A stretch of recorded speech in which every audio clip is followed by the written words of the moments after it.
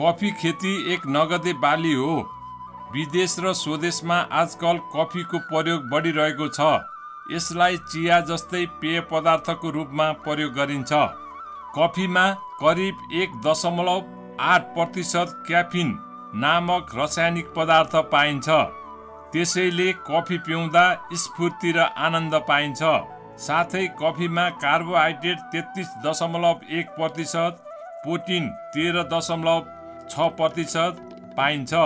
कफीको प्रयोगले श्वास प्रश्वास, पाचन क्रिया, दमको रोग, खोकी तथा झाडा पखाला जस्ता समस्याका लागि फाइदा पुग्दछ। कफी खेती Vietnam, Colombia, Ethiopia, Bharat, Peru आदि देशहरूमा बढी मात्रामा गर्ने गरिन्छ। नेपालमा कफी खेती विक्रम सम्वत 1995 मा गुल्मी जिल्लाको आँपचौरमा बर्माबाट बिउ ल्याई हिरागिरीबाट सुरु गरिएको पाइन्छ। बिस्तारै कफी खेतीको महत्त्वसँगै खेती विस्तार कृषक स्तरमा हुँदै गएपछि 2042 सालमा आँपचौर गुल्मीमा सरकारी रूपमा कफी विकास केन्द्र स्थापना भई गुल्मी, बागलुङ, पाल्पा, अर्घाखाँची जिल्लामा बिस्तारै क्षेत्र विस्तार हुन थाल्यो। अहिले नेपालका मध्य पहाडी 44 जिल्लाहरूमा कफी खेती हुने गरेको छ। समुद्रको सतहबाट 800 देखि 1400 उचाइसम्मको हावापानीमा कफी खेती गर्न सकिन्छ। 1600 देखि 2500 मिलिलिटर सालाखाला वार्षिक वर्षा हुने ठाउँमा कफी खेती राम्रो भइरहेको छ। बढी गर्मी र हिउँ पर्ने ठाउँमा कफीको बिरुवा मर्न जाने हुँदा उपयुक्त मानिँदैन। कफी खेतीको लागि प्रशस्त मात्रामा प्राङ्गारिक पदार्थ भएको, लामो समयसम्म चिस्यान कायम रहन सक्ने दोमट माटो राम्रो मानिन्छ। यस खेतीको लागि 5.5 देखि 6.5 सम्मको माटोको pH हुनुपर्दछ। कफी लगाउने जग्गामा छारीको राम्रो व्यवस्था हुनुपर्दछ। नेपालमा उत्पादित उच्च गुणस्तरको कफीको माग विदेशमा बढिरहेको छ भने नेपालमा पनि कफी प्रयोग गर्ने व्यक्ति दिन प्रतिदिन बढिरहेकोले कफी सेवन बढ्दै जाँदा कफीको आयात अहिले बढी भइरहेको छ। यहाँ उत्पादित कफीको बजार विदेशमा बढेसँगै पछिल्ला वर्षहरूमा कफी खेतीमा राम्रो अवसर देखिन थालेको पाइन्छ। कफी खेतीको सम्भावना सँगै जति उत्पादन हुनुपर्ने थियो त्यति हुन नसकिरहेकोले कफी खेतीलाई व्यवसायीकरण गर्दै गुणस्तरीय उत्पादनमा लैजान प्राविधिक पक्षमा ध्यान दिनु पर्दछ।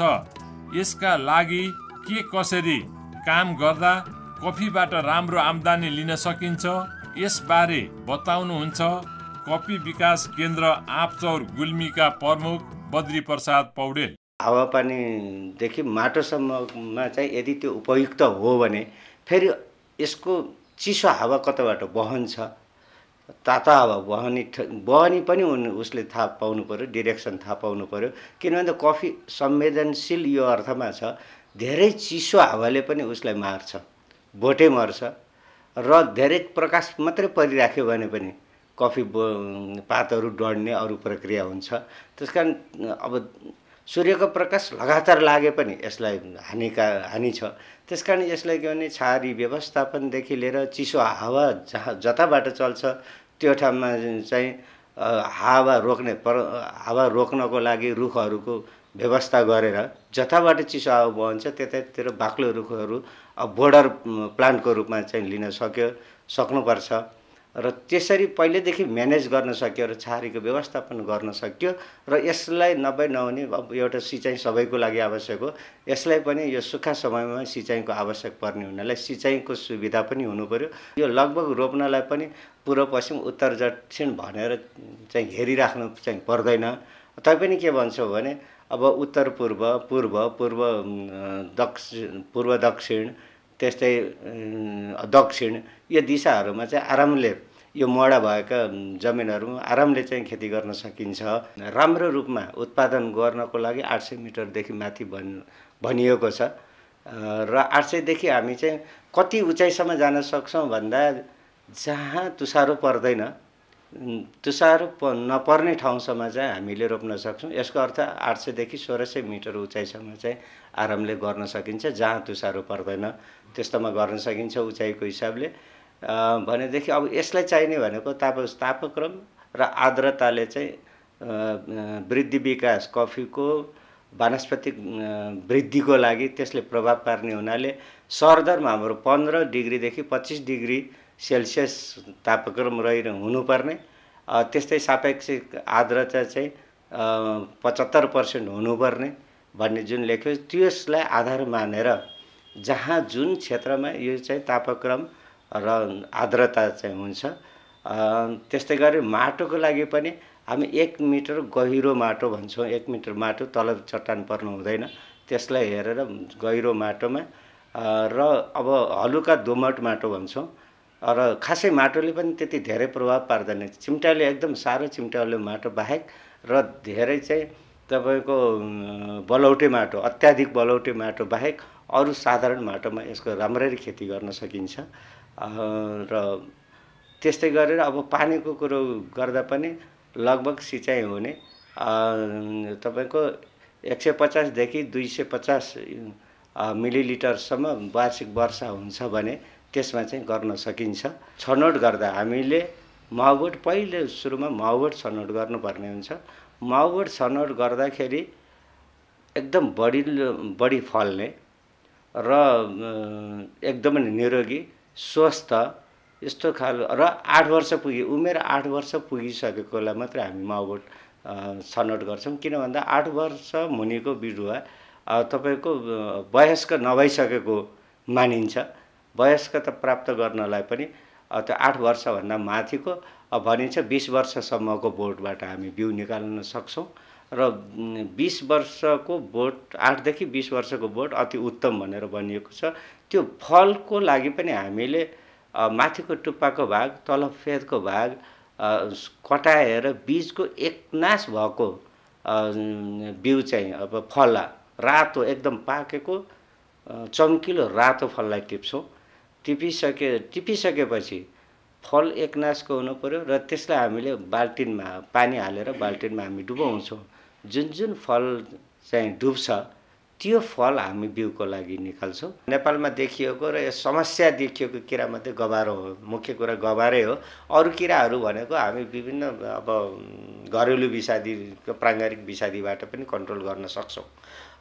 र अब रोगको कुरामा चाहिँ रोग पनि अब तपाईँको यो चाहिँ पात डढ्नेदेखि लिएर अन्य साधारणै कुराहरू हुन्, त्यसलाई पनि के गाह्रो छैन। एउटा के भने कफीको सिन्दुरे रोगलाई पनि हामीले महत्त्वपूर्ण मान्दछौँ।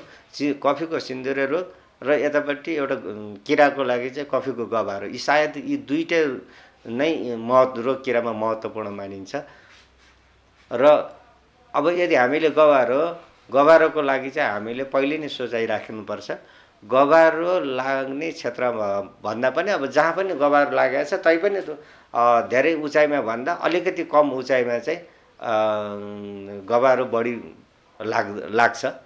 अब गभारो लाग्ने प्रकृति के भने प्रकाश धेरै पर्ने अलिकति गर्मी ठाउँ छ भने त्यसमा चाहिँ गभारो बढी लाग्छ। र प्रकाशको लागि रोक्नको लागि भनेको हाम्रो छहारी व्यवस्थापन हो। त्यसो गरेर कृषकहरूले अथवा उद्यमीहरूले सुरुमै के हुनुपर्छ भने छहारी कति दिनुपर्छ, अब त्यसको गरेर पहिले छहारीको व्यवस्था गरेर मात्रै कफी रोप्नुपर्ने हुन्छ। यदि छहारीको व्यवस्था राम्रो गरियो भने अलिकति अँध्यारो भागमा चाहिँ कफीको गभारो अलिक कम हुन्छ भनेर भन्ने गरिएको छ। त्यसकारण छहारी व्यवस्थापन यसको प्रमुख हो। अब गभारोको नियन्त्रणको लागि पनि हामीले पहिलेदेखि सोचाइ राख्नुपर्ने हुन्छ। गभारो के गर्छ, गभारोले 2 पटक फुल पार्छ। गभारोले वर्षको 2 पटक, त्यो 2 पटकको लागि हामीले अत्यन्त चाहिँ त्यसमा संवेदनशील भएर लाग्यौँ भने सायद गभारोको प्रकोपबाट हामीले गभारोको प्रकोपलाई न्यूनीकरण गर्न सक्छौँ र त्यसले चाहिँ हानि चाहिँ गर्दैन। गभारोको लागि हामीले पहिलोचोटि भदौ असोज कार्तिक यो 3 महिना चाहिँ याद गर्नुपर्ने हुन्छ र अर्को चाहिँ चैत्र वैशाख जेठ 3वटा महिना। त्यो 3 महिनामा हामीले राम्ररी हेर्न सक्यौँ भनेदेखि हामीले गर्नुपर्ने कार्यहरू गर्न सक्यौँ भने गभारोको चाहिँ न्यूनीकरण गर्न सकिन्छ। जस्तै कस्तो छ भने त्यो बिरुवालाई बिरुवाको काण्डलाई चाहिँ नरम अब चिप्लो बनाउन सक्यौँ भने त्यसले केही रोकावट गर्छ। र त्यो बाहेक पनि हामीले जस्तो बोडो पेस्ट पनि हामीले लगाउन सक्छौँ। यदि बोडो पेस्ट लगायौँ भने पनि जुन चरहरू छ त्यो चरहरू त्यसले टाल्दिन पनि टाल्छ। अब त्यो बोडो पेस्टले त तपाईँको रोगको लागि पनि काम गर्छ र भर्खर फुल त्यही माथि पार्यो भने पनि सायद त्यसको असरले अब त्यो अन्डा पनि मर्न सक्ने भए हुनाले बोडो पेस्ट पनि अत्यन्त राम्रो मानिएको छ। हुन त प्रविधिहरूमा अब कालो के अरे रातो माटोमा गोबर मिसाएर पनि दल्ने भनेको छ, तर यो दुईटा कुराहरू मात्रै बोडो पेस्ट दल्ने र तपाईँको चाहिँ यो साउनमा एकचोटि साउनमा, अर्कोचोटि यदि चैत्र वैशाख जेठ हो भनेदेखि हामीले फागुनकै अन्तिमतिर अथवा फागुनमै पनि बोट हेरेर अब अलिकति मर्न लागेको बोट छ हामी ठ्याक्कै थाहा पाउँछौँ। जहाँ जहाँ आँखला परेको हुन्छ गबारो लागेको ठाउँमा त्यो आँखला अलिकति फुलेको हुन्छ र चर्केको अवस्था हुन्छ। अब त्यो देखियो भने यहाँ गबारो लाग्यो भन्ने पनि थाहा हुन्छ भने अर्को चाहिँ बोट नै अलिकति ओइलिएको देखिन्छ र त्यसलाई तानेपछि बोट पड्याङ्ग भाँचिन्छ, हामी देख्न सक्छौँ। अब त्यो भाँचेर अनि त्यो कहाँसम्म गबारो लागेको छ त्यसलाई काटेर जलाउने काम गर्ने पहिलो काम। र दोस्रो बाँकी रहेको बिरुवाहरू जुन बिरुवाहरूलाई छ अनि काण्डलाई चाहिँ चिप्लो बनाउनको लागि बोराको सहायताले केहीले चाहिँ त्यसलाई रगडेर चिप्लो बनाउने। तेस्रो काम भनेको हामीले बोडो पेस्ट दल्ने। यदि तिनवटा मात्रै काम गर्न सक्यौँ भने पनि अब हामी चाहिँ गबारोको प्रकोप चाहिँ बढ्न सक्दैन, यसको चाहिँ रोकथाम गर्न सकिन्छ। नेपालको कफी भन्ने बित्तिकै तपाईँको अन्तर्राष्ट्रिय क्षेत्रले बढी मूल्य दिएर लिने गरेको यहाँको प्राङ्गारिक कफी एकदम गुणस्तर हुने हुनाले र विश्वले चाहिँ मन पराएको हिसाबले हामी सबै किसानहरूले खेर गइरहेको, अहिले जमिन खेर गइरहेको अवस्था छ। मान्छेहरूले माथिको पहाडी क्षेत्रहरूबाट बसाइ सर्दै सहरी क्षेत्रतिर तराईतिर बढेको अवस्था छ। त्यो खेर गइरहेको जमिनलाई सहित सदुपयोग गरेर एउटै पकेट क्षेत्रको रूपमा अवधारणामा अब हाम्रो कफी सहकारी संस्था मार्फत होस् अथवा कुनै समूहमा आबद्ध होस्, चक्लाबन्दीको रूपमा चक्लाबन्दी जग्गालाई चक्लाबन्दी गर्दै कफी रोपण गर्न सकियो भने हामीले एउटा पर्यटन कृषि पर्यटन विकास पनि हुन्छ। किन भन्दा कफीको भनेकै विदेशीले अत्यन्त मन पराउने, पर्यटकहरूले मन पराउने हुनाले हामीले पर्यटनको लागि पनि अत्यन्त महत्त्वपूर्ण बाली हो यो। र हामीले पकेटकै रूपमा धेरै क्षेत्रमा एउटै क्षेत्रमा कफी गर्न सकियो भने जसरी इलाममा चिया हेर्नको लागि एउटा पर्यटन अब आन्तरिक पर्यटन पनि भइएको छ भने बाहिरबाट पनि त्यही चिया हेर्न आउँछन्, त्यसरी नै कफीको लागि पनि पर्यटन विकास हुन सक्ने देखिन्छ। अर्को कुरा निर्यात मूलक बाली नगदे बाली भएको हुनाले विदेशी रुपैयाँ आम्दानी कमाउन सकिने भएको हुनाले यसलाई कृषक दाजुभाइहरूले चाहिँ रोप्नुभयो, यसरी अगाडि बढ्नुभयो भने अब देश विकासको साथै हामी कृषकको जीवनस्तर पनि बढ्ने हुँदा कफी अत्यन्त महत्त्वपूर्ण बाली भएको हुनाले यसमा तपाईहरू निश्चिन्त भएर लाग्नुभयो भने तपाईँ सफल हुनुहुन्छ। कफीको जातीय सङ्कलन गर्ने एउटा कफीको वंश सङ्कलन गर्ने त्यसको संरक्षण गर्ने काम गरिराखेको छ। अनि यसमा अहिलेसम्म हालसम्म सङ्कलित 37 थरी कफीहरूको यसको वृद्धि विकासमा अध्ययन गरिराखेको छ। त्यो वृद्धि विकास अनुसार अनि यो कुन सङ्कलन अथवा जातले कति उत्पादन दिन्छ त्यसको उत्पादन क्षमता अध्ययन गरिराखिएको छ। र अनि यही जस्तो 800 मिटरको 850 मिटरको उचाइमा हामीले 10 वटा जातको त त्यसको वृद्धि विकास उत्पादन क्षमता अनि क्यानोपी फैलिने यी आदि कुराहरूमा तथ्याङ्कहरू सङ्कलन गरिराखेका छौँ। यसमा अनि यो कफीहरूलाई कुन जातको मलहरू उपयुक्त हुँदो रहेछ मल सम्बन्धी परीक्षण गरिराखेका छ र यसबाट अब एउटा चाहिँ कुन जातले धेरै उत्पादन दिँदो रहेछ भनेर जातहरूको छनौट गर्छौँ हामी।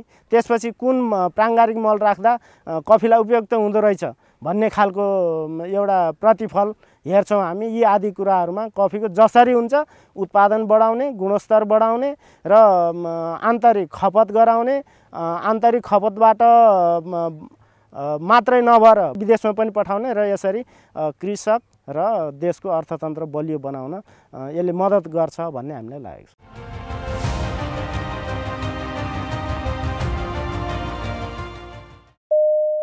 कृषि तथा पशुपक्षी विकास मन्त्रालयको अनुरोध स्वास्थ्यका मापदण्डहरू पालना गरी कृषि तथा पशुपक्षी उपजहरूको ढुवानी र बिक्री वितरणका कामहरू सुचारू गर्न नेपाल सरकारबाट पटक पटक निर्णयहरू भएको र सोही अनुसार यस मन्त्रालयबाट पटक पटक सूचना प्रकाशन गरी तथा सम्बद्ध निकायहरूलाई पत्रचार गरी अनुरोध गरिएको बेहोरा सबैलाई विदितै छ। हालसालै केही स्थानहरूमा अन्यत्र जिल्लामा उत्पादित वस्तुहरूको ढुवानी र बिक्री वितरण गर्न नदिई जफत गरी नष्ट गरिएको भन्ने समाचारहरू प्रकाशन भएको सन्दर्भमा यस मन्त्रालयको ध्यानाकर्षण भएको छ। यस्ता कार्यहरूले कृषकहरूको उपज खेर जाने मात्र नभई कृषकहरूको मनोबल खस्कने, उत्पादन घट्ने र पुनः आयातकै भर पर्नुपर्ने अवस्था सिर्जना गराउँछ। तसर्थ यस्ता कार्यहरू कहीँ कतैबाट हुन नदी र कृषकहरूका उत्पादनहरू सहज रूपमा ढुवानी र बिक्री वितरण हुने व्यवस्था मिलाउनु हुन सम्बद्ध सबैलाई यस मन्त्रालयले पुनः अनुरोध गर्दछ।